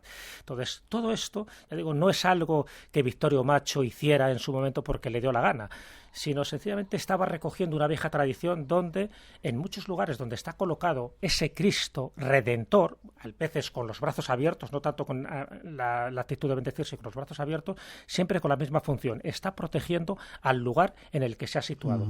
El Cristo de Río de Janeiro está cumpliendo la misma función. Se crea o no se crea, o se sea consciente o no sea consciente. Lo que se está reivindicando son distintas apariciones de Cristo desde el siglo XVII en adelante, siempre diciendo lo mismo. Allí donde esté el corazón de Jesús, yo les protegeré.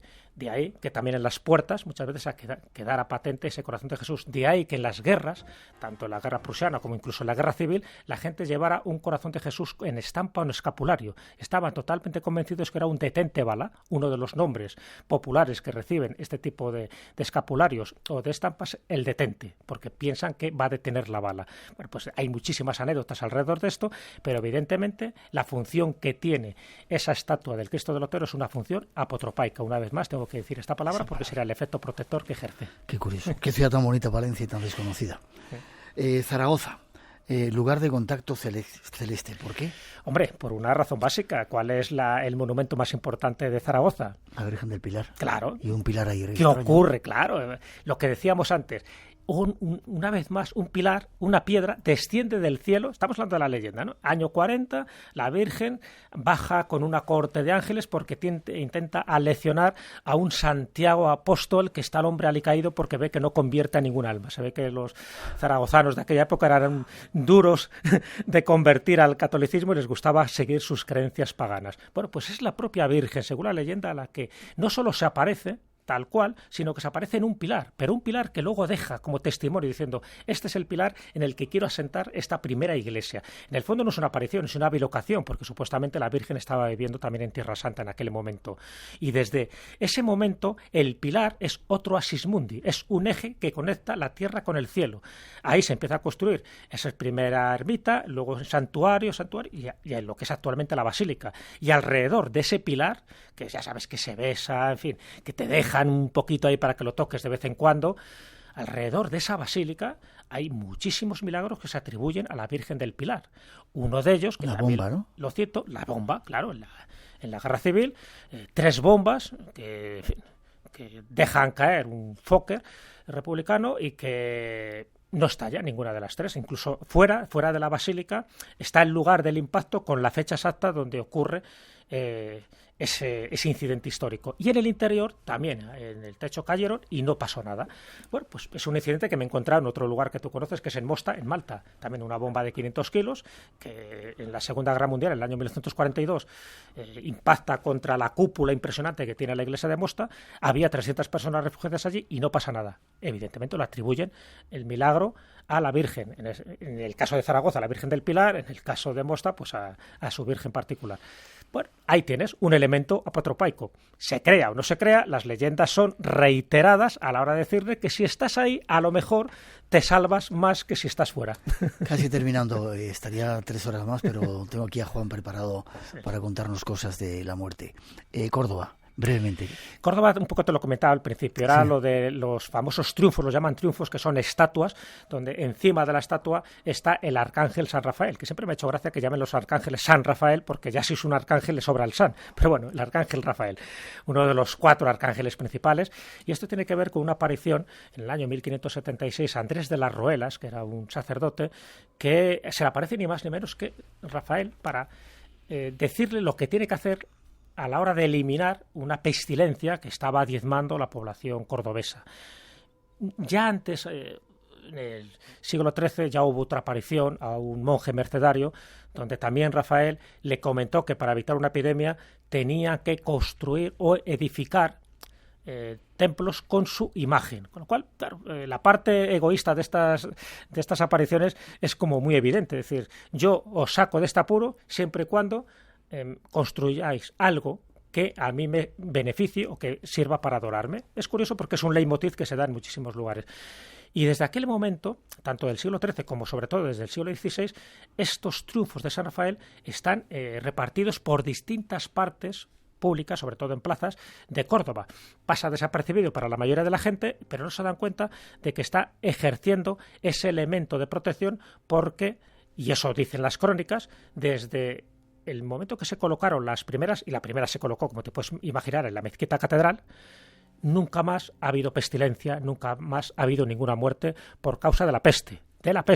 Yeah. Si ha habido por cólera, si ha habido por otras epidemias, pero es lo que tienen este tipo de arcángeles y de santos, que tienen un radio de acción bastante minoritario.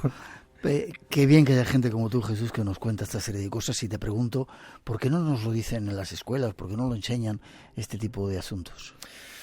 Bueno, yo creo que muchas veces por desconocimiento y otras veces porque no interesa. Es decir, en el fondo estamos hablando un poco en ese terreno intermedio entre lo que es la historia y la leyenda. Entonces, claro, es muy difícil desligar. Estamos hablando también de las creencias. Yo lo especifico en la introducción de mi libro. Digo, yo voy a contar multitud de casos. No entréis en los detalles, no empecéis a decir, bueno, esto está muy exagerado, esto seguro que quedó tergiversado con el tiempo. No, vamos a contar detalles.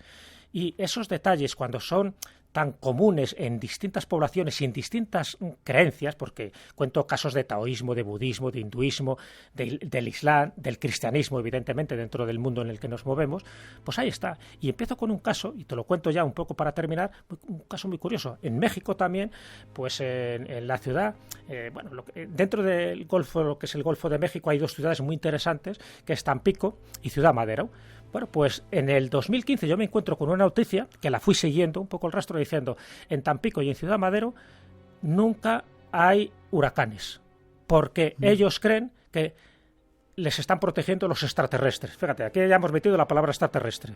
Y entonces empiezo a leer y hay un libro donde cuenta todo este tipo de cosas. Dice que hay una base submarina cerca de allí y un contactado entró en contacto con estos seres extraterrestres y le dijo lo que tenían que hacer, que era colocar unas varillas alrededor de las playas de estas ciudades a unas determinadas distancias, en unas posiciones, bueno, todo un ritual determinado. Y si hacían eso tal como les decían, como cumplía el protocolo, porque les dieron además unas normas muy estrictas, nunca más habría huracanes y por lo tanto ellos no iban a sufrir las consecuencias que van a sufrir otros pueblos en el Golfo de México. Bueno, pues a día de hoy dicen que no han tenido ningún huracán y ellos están convencidos que estos seres alienígenas les están protegiendo de estas calamidades. Bueno, pues lo creamos o no lo creamos, pero si la gente lo cree, para mí forma parte de ese folclore, información que yo creo que es muy importante destacar y comentar, porque y sí, como diría José Mota.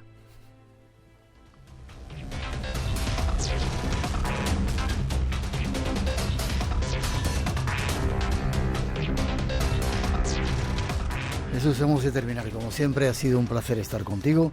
Yo recomiendo este nuevo libro de Jesús Callejo, Territorios Talismán, los guardianes invisibles de ciudades, lugares y objetos. Te deseo lo mejor. Feliz Muchas cumpleaños, gracias, que sigamos celebrándolo juntos durante mucho tiempo. Forma de contacto contigo, de seguir escuchándote.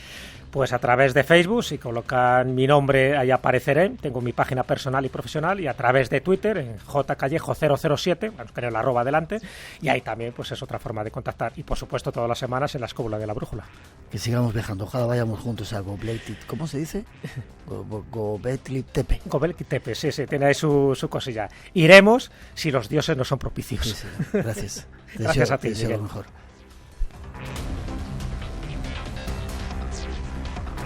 Tres y media, 2:30 en las Islas Canarias. Un poco de información, cambiamos nuestro decorado y nos vamos con nuestro nuevo invitado que está por aquí.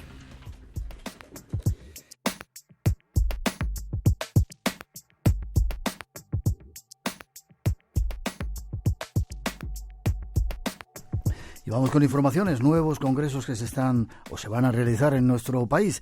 Nos vamos hasta Andalucía a hablar con el coordinador general de la SEIP en Andalucía, Alfonso Neto. Buenas noches. Hola Miguel, buenas noches. ¿Cómo estás? Muy bien, atareado con el congreso, pero muy bien. Ya queda poco, ¿verdad? Sí, muy poquito. Estamos ya en la recta final y la verdad que ansiosos porque llegue ya esos días del congreso para que la gente pueda volver otra vez a disfrutar de todos los contenidos. Sí, señor. Pediros disculpas a todos, a vosotros, a la gente del ayuntamiento que nos había invitado, a toda la gente que va por ahí, a los ponentes que este año no hemos podido asistir. Pero bueno, no hace falta, va a ser chulo la gente que hay, no hace falta que vayamos nosotros. Dime fecha, antes de nada. Bueno, pues el congreso se realiza los próximos días 8, 9 y 10 de marzo. 8, ¿vale? 9 y 10 de marzo, ¿el lugar? En el Teatro Municipal, en la localidad de Villalba del Alcor, en la provincia de Huelva. Villalba del Alcor, un sitio muy bonito, ¿verdad? La verdad es que sí, entraña muchos misterios, mucha historia y la verdad es que es un lugar precioso del condado de Huelva. Es un congreso también solidario, ¿verdad? Exactamente, toda la recaudación de la venta de entradas de este congreso van destinadas a dos asociaciones de la localidad de Villalba del Alcor, como en años anteriores. Esas asociaciones son ASAMON, que es la Asociación de Mujeres Operadas de Cáncer de Mama, que destina todo lo que recaudan para la investigación sobre este cáncer, ¿no? Y también tenemos a la asociación Seguir con Ilusión, que es una asociación de discapacitados físicos, psíquicos y sensoriales que la verdad hacen una entrañable labor, que he podido comprobarlo in situ. Perfecto. Una vez más, el mundo del misterio sirve solidariamente para ayudar a gente que lo necesita. ¿Ayuda el ayuntamiento? ¿Hay colaboración del ayuntamiento? Plena colaboración del ayuntamiento, puesto que es el propio ayuntamiento quien corre con todos los gastos de lo que son los ponentes, la organización, Perfecto. También a nuestros sponsors. O sea que la verdad que agradecemos a todos y cada uno de nuestros patrocinadores. Gracias por todo el apoyo. Gracias al ayuntamiento, menos mal que se dan cuenta que todo esto es cultura, y a ellos pedirles disculpa porque teníamos una invitación suya. Perdón por no haber podido asistir. ¿Qué ponentes están preparados ya, confirmados? Pues mira, confirmados tenemos ahora mismo pues bastantes, como son por ejemplo Óscar Fábregas, Sol Blanco Soler, Aldo Linares, tendremos también a Alfonso Sánchez Hermosilla, Miquel Lizarralde, Amaya Davis, José Luis Hermida y algunos más que quedan todavía por confirmar. Hay también repetidores de otras ediciones, como pueden ser nuestros compañeros Pedro Amorós y Enrique Ramos, los cuales también pues ya es como si fueran de la casa, ¿no? 8, 9 y 10 de marzo, un nuevo congreso en el Teatro de Villalba del Alcor, en Huelva, un lugar increíble donde hay gente que escucha el Espacio en Blanco. Teníamos amigos que llevaban escuchándonos desde que comenzamos, que se presentaban aquí en la emisora a ver si nos veían, y que son bodegueros, habría que decir, ¿no? ¿Verdad? Exactamente. Qué ricas cosas tienen. Mira que yo no bebo alcohol, pero ese vinagre que tienen por ahí, qué rico. Y mira, y sobre todo los vinos, y un dato curioso, Miguel, desde la localidad de Villalba del Alcor fue de donde partieron los primeros vinos a América. Sí, y el coñac que tenía ese personaje que no voy a nombrar ahora, está en Japón y en todos los lugares del mundo. Bueno, nómbralo si quieres. El nombre de la bodega Rey Luis Felipe, quien no lo conoce, ¿no? Sí, señor, le mandamos un saludo desde aquí, un abrazo fuerte. Forma de contacto, la gente que quiera, ¿habéis abierto ya la posibilidad de inscripciones ya? Sí, Sí. La tenemos abierta desde el pasado mes de diciembre y todas aquellas personas que quieran inscribirse para asistir a este congreso lo pueden hacer a través de nuestra página oficial de Facebook, Congreso Ruta a lo Desconocido. Ahí tienen un enlace directo en el botón comprar, donde le desviarán a la plataforma de compra de entradas, y a través de nuestra página web, que lo voy a decir despacito para que la gente, porque hemos cambiado de web para que la gente tome nota, sí. www.congresorrutalodesconocido. Congreso se apunta ruta a lo desconocido. .org. Perfecto. Alfonso, ahí está la información. Que se den prisa porque no hay muchas plazas libres. No os perdáis este congreso en Villalba del Alcor. Enhorabuena, un abrazo para ti y abrazo para toda la gente que está trabajando en todo ello. Muchísimas gracias nuevamente a Espacio en Blanco, a tu persona, a tus colaboradores, que os hacéis todos los años eco de este evento y que la verdad con vuestro apoyo pues nos hace llegar a todos los hogares del mundo. De eso se trata y es nuestro trabajo y nuestra labor. Saludos a la gente del Ayuntamiento y nuestra gratitud. Fuerte abrazo para ti y nos vemos ojalá el año que viene prontito. Fuerte abrazo, Miguel. Hasta pronto.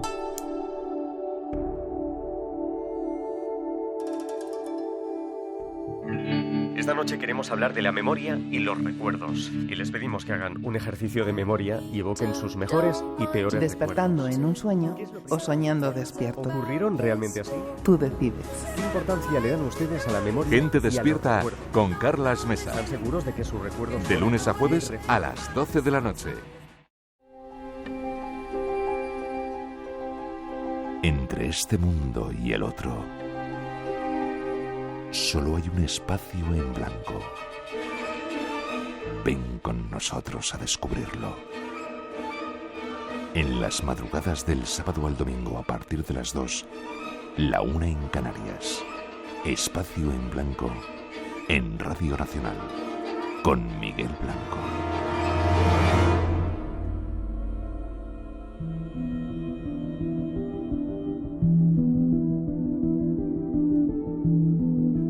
Y 36, 2 y 36 en las Islas Canarias. ¿Te suena esta música? Me suena mucho. Te suena mucho. Juan Gómez, buenas noches. Hola, ¿qué tal? Buenas noches, ¿qué tal? ¿Cómo estamos? Desde Cantabria nos ha traído, te pareces al presidente, ¿eh? Nos ha traído sobaos, nos ha traído quesadas. Te han faltado las... Faltaron las anchoas. Faltaron las anchoas, sí. Faltaron las Bueno, anchoas. la próxima, ¿no? Hombre, por supuesto. Compañero nuestro, periodista, haces otro programa de radio también en podcast, ¿se llama? En podcast, se llama Nueva Dimensión. Nueva Dimensión. Y desde hace un tiempo está con nosotros. Esta es su sintonía más o menos, ¿no? Se parece mucho. Vale, y vamos a hablar de necrofobia. Necrofobia, efectivamente. ¿Qué es eso? Pues es el miedo a la muerte, a los muertos o a todo aquello que está muerto. En realidad, la palabra necrofobia también tiene otra acepción, que es tanatofobia. Es algo que está estudiado, es como una de las tantas fobias que existen en el comportamiento humano y tiene relación evidentemente con todo aquello que está muerto, y es un miedo a eso.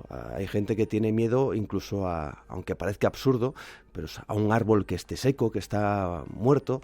Ya no hablamos evidentemente de cadáveres, ¿no? Pues bueno, pues todo eso está tipificado como una de esas tantas fobias extrañas, pero que realmente existen. Lo que ocurre es que esto de la necrofobia, que vamos a hablar esta noche, no tiene que ver con ese tema mental, sino que tiene que ver con aspectos mucho más oscuros y que tienen que ver precisamente con el miedo a que los muertos revivieran para que atacaran a los vivos, ¿no?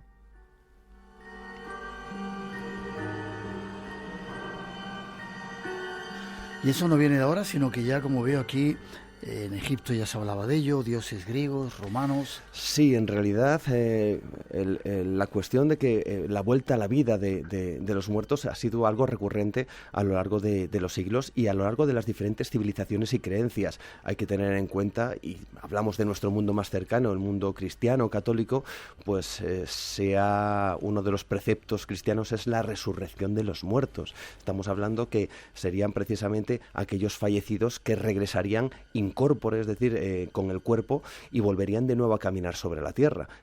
Bueno, en cuanto a Egipto, recordamos que precisamente son los propios dioses Osiris el que va a recibir el cuerpo inmortal ya del faraón, y de hecho precisamente había, tú lo sabes, Miguel, pues todo ese culto a conservar precisamente la carne, el cuerpo en momias. En el antiguo, por ejemplo, en la antigua Grecia nos encontramos con Plutarco, que decía que Rómulo había sido asesinado y a través de una suerte de magia había sido de nuevo vuelto a la vida, ¿no?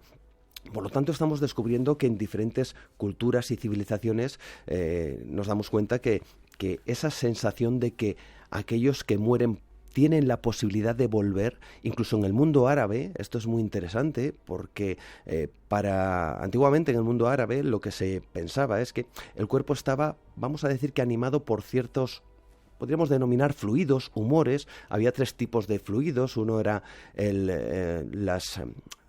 vamos a decir, los elementos vaporosos, los elementos, incluso había uno en concreto que era el espíritu vital, y se decía que el espíritu vital era el que hacía que tuviéramos sensaciones de frío, de calor, incluso ciertas emociones, y que ese espíritu vital se podía llegar a ver incluso a través de las lágrimas. Bueno, pues se dice que aquellas personas que morían dentro del mundo árabe, pues si había una suerte de técnica médica que pudiera animar de nuevo ese espíritu vital, podríamos hacer que una persona muerta reviviera, y eso dentro del mundo árabe.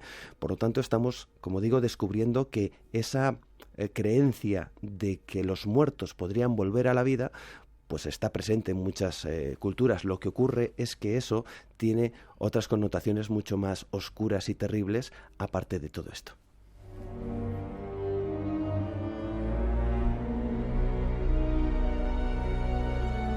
Como por ejemplo la muerte negra. ¿Qué es eso de la muerte negra? La muerte negra era a lo que le llegaba a aquellos que tenían lo que era el modus vivendi o el modus moriendi, es decir, depende la forma de vivir y depende de la forma de morir. Lo que nos habla, esto ya vamos a situarnos en una época siglo XI, siglo X, entre siglo X y siglo XII. El modus vivendi sería la forma de vivir de una persona. Si una persona tenía una vida recta o no la tenía, pues podía estar imbuido en la posibilidad de que le llegara la muerte negra. ¿Y qué era la muerte negra? Pues la muerte negra era el diablo. El diablo podía acceder a tu cuerpo una vez que hubieras fallecido, animarle como si fueras una especie de marioneta y utilizar el diablo tu cuerpo para cometer todo tipo de tropelías, que obviamente pasaban por atacar a los vivos y atacarle de las peores maneras posible. Eso también tenía que ver con el modus moriendi, es decir, la forma de morir. Generalmente una persona que tenía una mala vida sería muy probablemente que tuviera una mala muerte, que igual tuviera un accidente o fuera muerto por un hecho luctuoso, y que eso fuera una combinación, vamos a decir que letal, o que dejara abierta una puerta para que los demonios entraran en tu cuerpo una vez fallecido y te animaran, es decir, como si tu vida hubiera sido el reflejo de la posibilidad de ser un demonio. Fuiste un demonio en vida, pues ahora vas a ser un demonio en la muerte.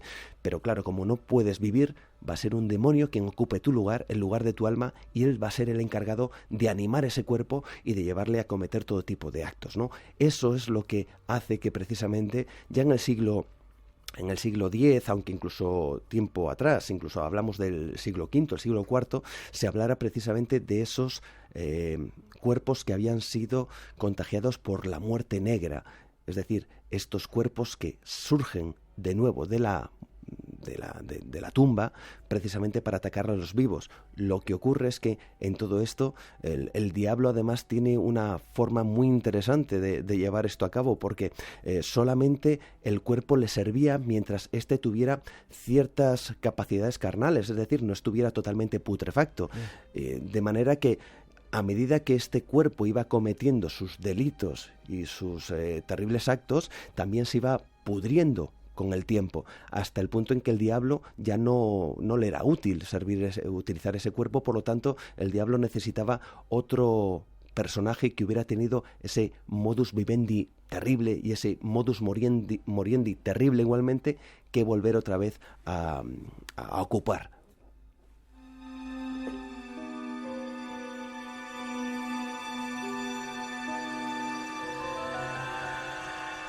¿Tiene que ver esto, Juan, con los vampiros? Tiene que ver con los vampiros, sí y no. Es cierto que estos, por ejemplo, estos diablos en la cultura china, sí es cierto que hay una tradición que hablan de los qixing, que serían estos diablos que entran en el cuerpo, incluso que atacan a los propios vivos. También en el cosmos tibetano están los llamados el Sri, que sería una especie de diablo que atacaría a los bebés y que también podría entrar en sus cuerpos y alimentarse de ellos. Incluso en las propias leyendas más mitológicas o más cercanas, como por ejemplo la Guajona, pues es una especie de bruja que directamente tiene un colmillo y con ese colmillo clavaría en los cuellos de los niños y se les chuparía la sangre, ¿no? Esto quizá derivó finalmente en lo que sería ya en el siglo XIX el vampiro moderno, pero que nada tiene que ver, porque el vampiro moderno, el vampiro de Bram Stoker, el que conocemos, es un personaje culto, es un personaje bien vestido, es un personaje de muy buenas maneras, un personaje noble, y estos otros vampiros serían más bien algo realmente hasta casi repugnante, ¿no? Un ser que sale de la tumba, que a medida que va pasando el tiempo se va descomponiendo por el propio proceso en sí de la muerte, que nada tiene que ver con ese concepto tan bonito, casi cinematográfico como conocemos, del vampiro moderno. Escribes aquí, es un fragmento de tu libro Misterios de las Cuevas, Las ¿no? Cuevas y sus misterios. Las Cuevas y sus misterios. El Revenant, y que ese Revenant sería ese ser que puede salir de la tumba, y que había una serie de objetos que podrían servir para que no lo hiciera.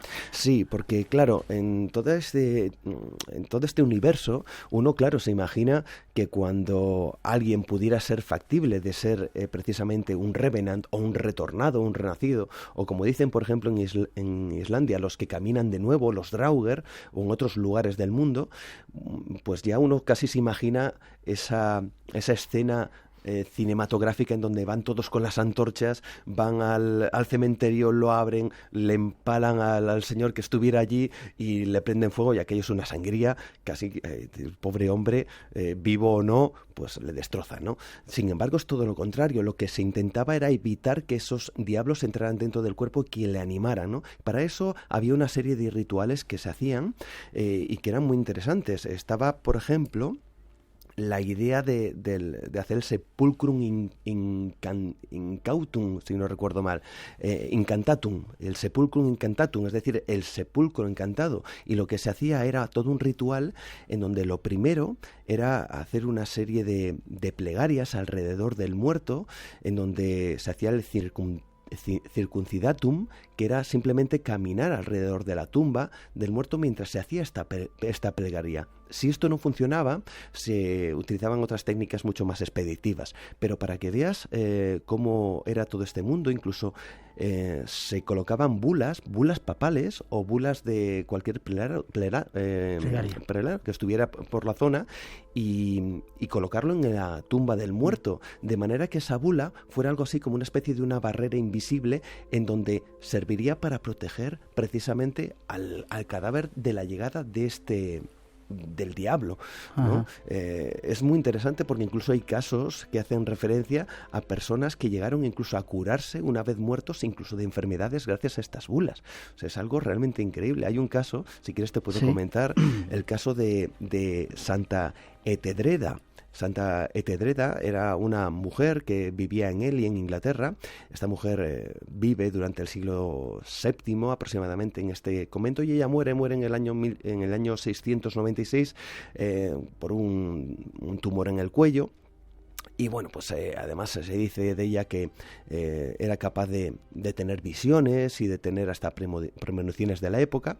Ella muere y al cabo de 16 años, cuando levantan el cadáver, descubren, aparentemente según los escritos, según lo que deja reflejado San Beda, que es la persona que deja constancia de lo que allí se vive cuando exhuman el cadáver, según lo que cuentan, al parecer, el cadáver estaba totalmente incorrupto y además, sorprendentemente, ese tumor en el cuello había desaparecido. Bien, dicen que obran milagros, ese sepulcro queda en Cambridge y al cabo del tiempo, no se sabe cómo ni por qué, desaparecen los restos de esta mujer, de Santa Etedreda. ¿Qué es lo que cuentan? Pues que de alguna forma quizá ella vuelve a la vida, se sana de todas esas curaciones, de todos esos males, y finalmente desaparecen. Lógicamente la realidad será muy diferente, pero la leyenda quedó ahí como que efectivamente esta mujer consigue salir de la tumba y desaparecer para siempre. Dices también que se les ponía, por ejemplo, objetos como cuero, cera, vegetales, monedas o piedras de río. Sí, piedras de río.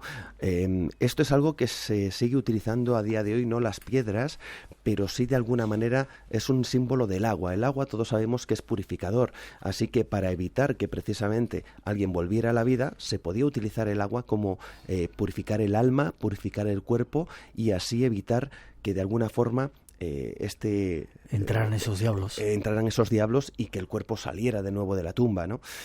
Claro, el agua es un elemento que enseguida desaparece, pero las piedras de río podrían conservar quizá ese halo mágico o esa capacidad, esa fuerza o ese poder de mantener esa purificación del cuerpo durante mucho más tiempo. De hecho, las piedras, pues evidentemente aguantan mucho más que el agua, y esto era el verdadero motivo. Pero incluso hay que decir que hoy en día en los entierros se sigue utilizando. Lo que se utiliza es agua bendita. Uno va a un entierro y en la Eucaristía, en el funeral cristiano, lo que hace es el cura correspondiente va echando agua bendita encima del ataúd. Es una manera de purificar precisamente el alma de esa persona. Esto es un remanente de esos miedos que se tenían antiguamente a que el muerto volviera a la vida. Se colocaban precisamente estos elementos que servían de barrera para que el alma del difunto llegara donde tuviera que llegar y no se quedara anclado en el cuerpo, o en su defecto que no viniera algo que lo sustituyera.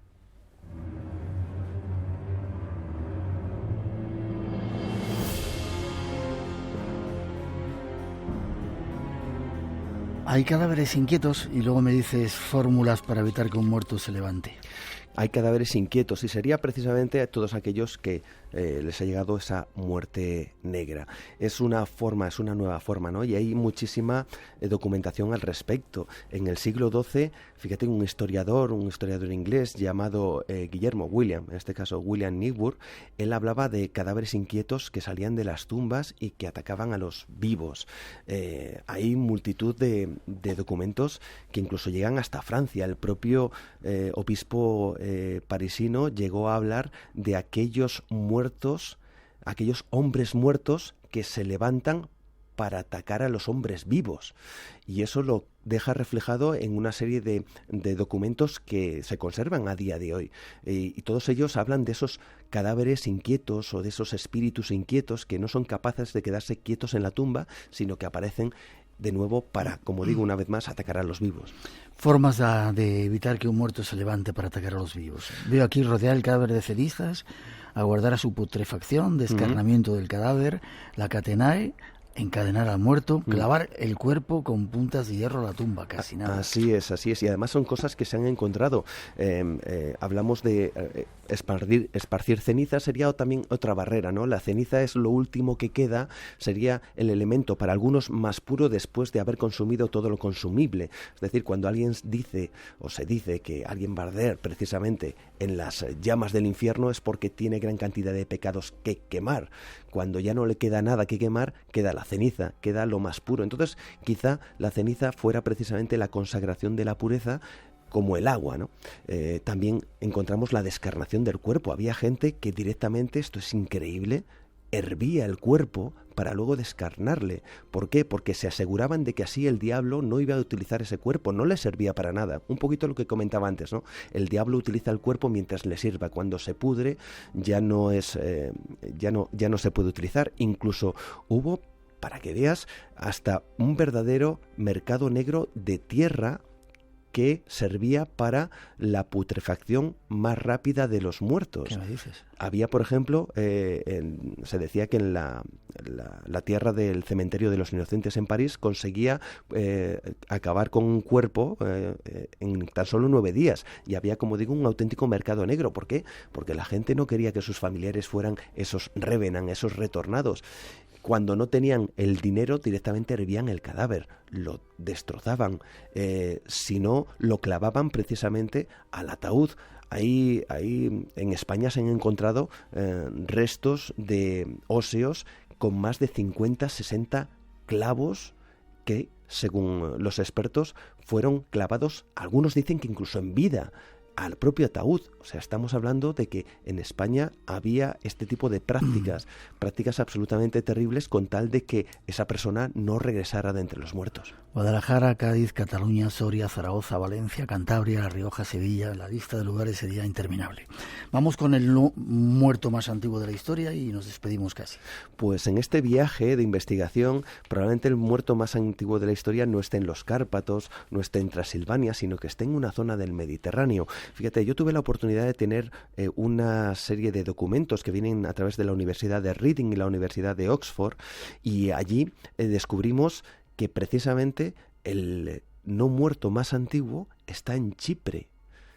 Chipre, en una tumba de hace 7.000 años. Eso significa que en Chipre hace 7.000 años se tenía constancia, o se tenía una creencia en estos términos, que realmente los muertos podían salir, y además el cadáver presentaba una serie de deformaciones que dicen los científicos que no eran producto de una enfermedad ni producto de alguna malformación genética, sino que ese cadáver tenía esas malformaciones de manera natural.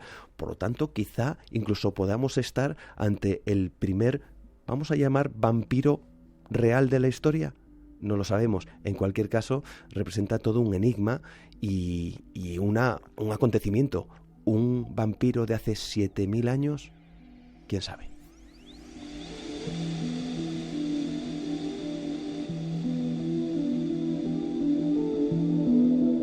Un placer, Juan, estar contigo escuchando esta serie de historias. Recomendamos el libro Las cuevas y sus misterios. ¿Y en qué otra dimensión se te puede escuchar? Pues se me puede escuchar en Nueva Dimensión en podcast, en iVoox, y por supuesto forma de contacto pues a través de Twitter @Nueva de Radio, o a través de Facebook, Juan Gómez Ruiz, que es mi perfil en Facebook, y por supuesto pues siempre que queréis aquí en el Espacio en Blanco, que como siempre contamos historias increíbles. Sí, señor, que formas parte del equipo. Gracias por todos los regalos de Cantabria, buen viaje a Cantabria, nos seguimos viendo, ¿vale? Un placer. Gracias. Un saludo especial a todos los oyentes de Espacio en Blanco. Un saludo de un español que trabaja en Somalia, en el Cuerno de África. Gracias por estar ahí, por amenizar tantas buenas noches, y en especial a Miguel.